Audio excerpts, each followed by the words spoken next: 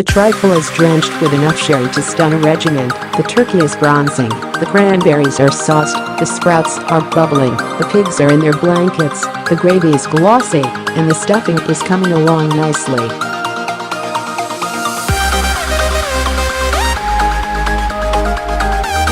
Now.Is there anything you have forgotten? Anything really important, anything that would start a family war were they not done correctly, fittingly, properly, perfectly? Clamps hand to forehead.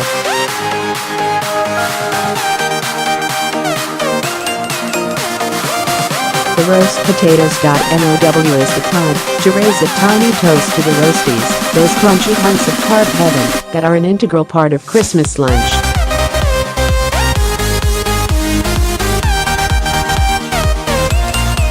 They might not be the centerpiece or the showstopper, but no cook should ever underestimate their importance on the table.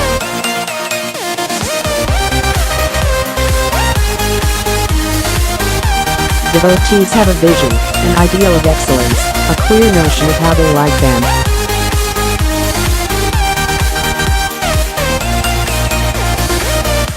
Crispy on the outside, fluffy within, sprinkled with coarse sea salt and fresh rosemary. Sounds good to me, but your version might be completely different.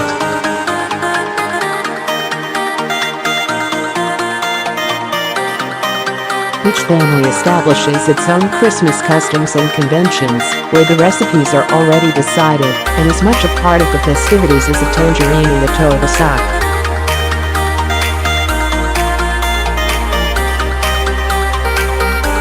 But how best to cook your roasties? Well, that question has become a very hot potato indeed.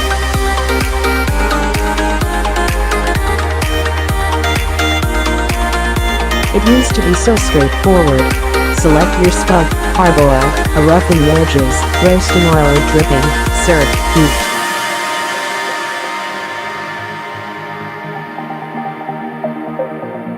No longer.Now. Every cook has to negotiate a sponge of conflicting information, tips and new potato decrees.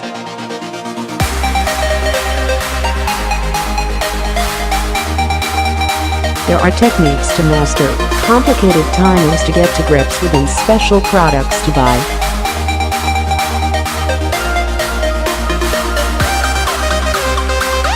There is even a roast potato oil, infused with rosemary, garlic and smoke, which promises to make the best roast potatoes ever.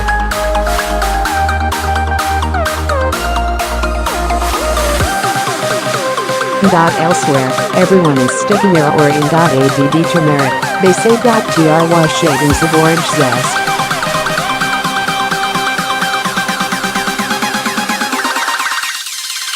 Pounded juniper berries mixed with thyme.Add, a parmesan, crust.Fork, them.Triple-cook them.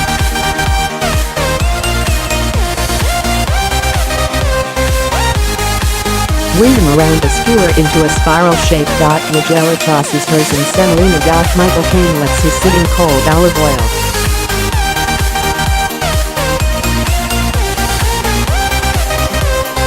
Jamie adds red onion and vinegar.You. You might imagine that Christmas is the last day of the year, but anyone should experiment with culinary novelty, but there is no escape, so please, let me try to guide you through the maddening roast potato maze.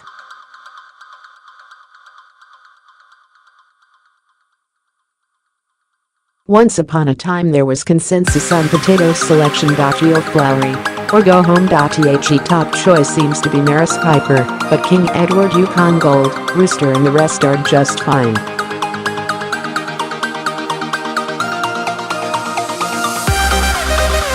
This year, Waitress has introduced a variety called Inca Bella, which it's promoting as a fast roast dream.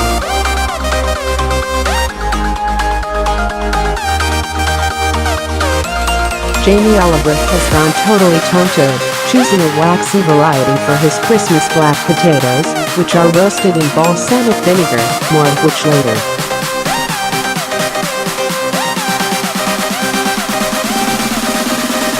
Did you know there is a variety of potato called the Duke of York? It is red-skinned with shallow eyes and white pockmarks.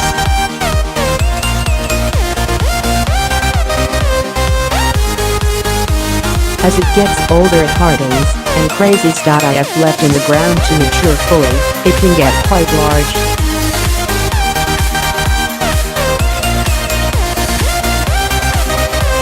I'm not making this up. Do you also know that the Jersey Royal is known as the international kidney?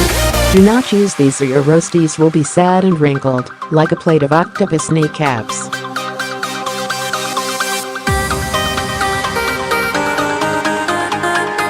Simple, yes?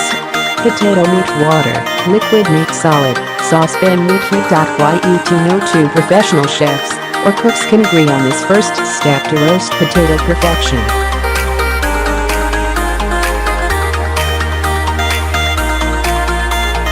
Gordon Ramsay peels, quarters and puts his potatoes into cold water, brings to the boil and cooks for 8 minutes.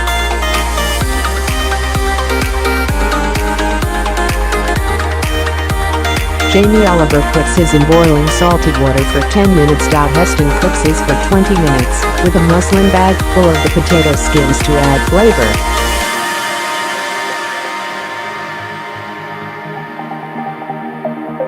Take them to the point where they are almost potato soup, he says. Ca and I say something. Whatever you do, don't do that.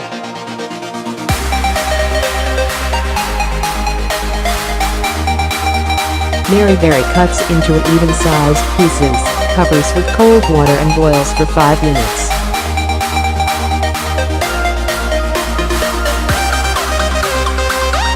Nigella peels and cuts into 3 with each end at a slant, so you are left with a wedge or triangle in the middle.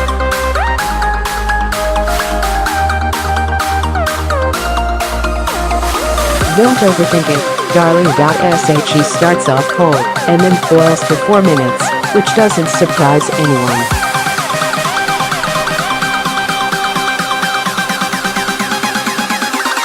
Tom Carriage peels, cuts, puts in cold water, boils, then simmers for 25 minutes. Delia says 10 minutes, Hugh Furley-Whitton still says 8, the Harry Bikers say 3.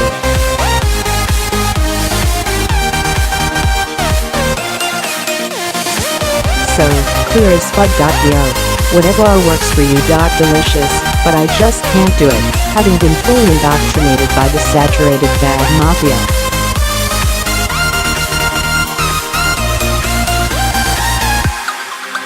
Actually, it is healthier than you might think. My mother always had waxed cartons of beef dripping in our fridge, back in the days when olive oil was for ear infections, and bought in tiny bottles from the chemist.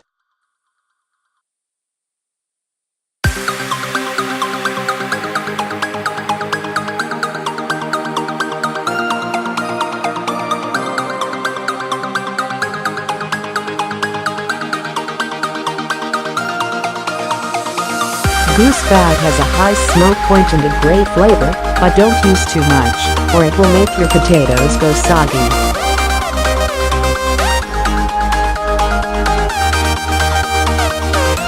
They certainly smell festive and beautiful as they come out of the oven, and they make a splendid dish.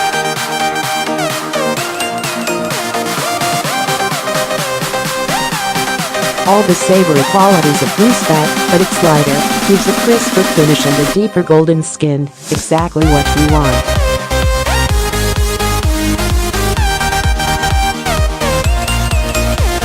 On the Christmas table, it is up to the Spud, and the Spud alone, to bring crunch to the party.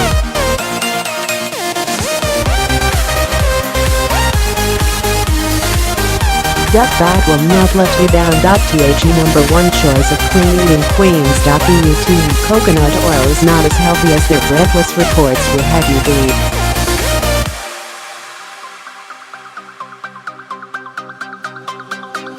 And it makes ghastly roast potatoes. The spuds were burned, claggy, saggy and tasted of coconut oil.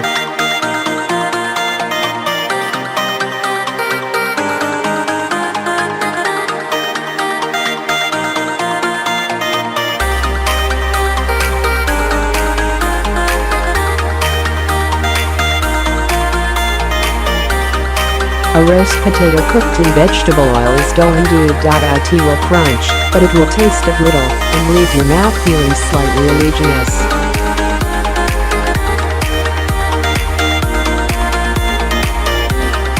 You can't go wrong with olive oil.It won't intrude on any other flavors, even if it is robust enough to have an identity of its own.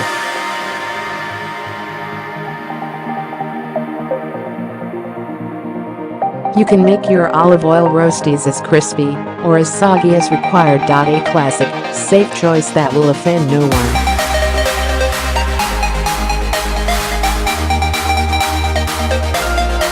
Bonus points for being vegetarian. Did you curry these potatoes? Asked one of my testers.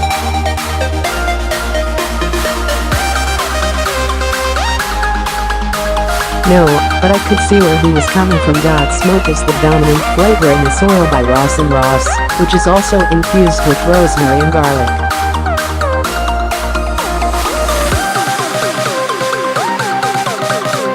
It costs £4.95 and is not unpleasant, but do you really want to be experimenting with bonfire flavors at Christmas? Keep it for a Boxing Day surprise.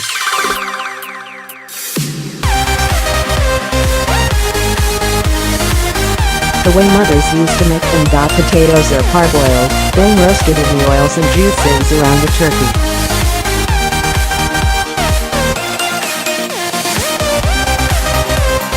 They soak up all the flavor and become almost fondant in the end. Fabulous flavors, but they will not be crisp skinned.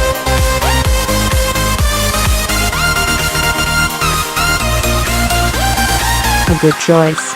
Depends how much you value texture. Jamie's tatty twist this year are potatoes cooked in enough balsamic vinegar to turn them black.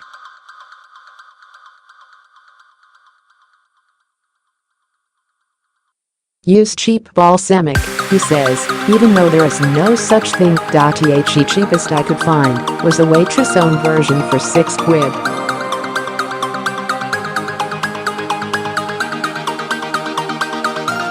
Use about half of it, then add a pile of red onions and roast up the big, tearing mess.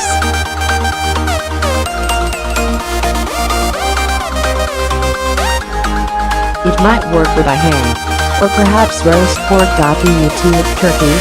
No, Jamie, no. Why are you novelty chasing lunatic?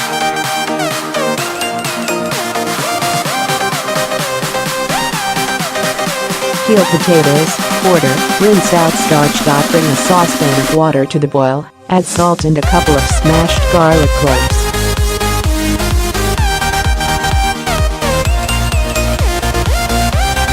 Add potatoes, simmer for 8 minutes. Drain, shake to ruffle the edges, steam dry for 5 minutes.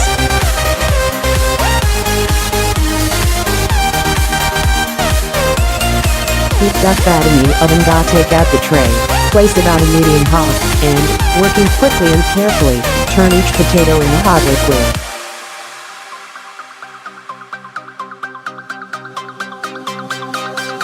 It's all about that base. Return to the oven and roast for an hour at about 180 C, gas mark 4.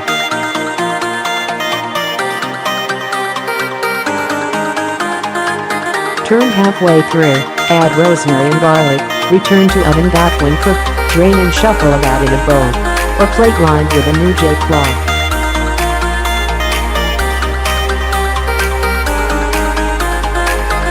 This will make them delightfully crispy. Place in a serving bowl, shower with rock salt,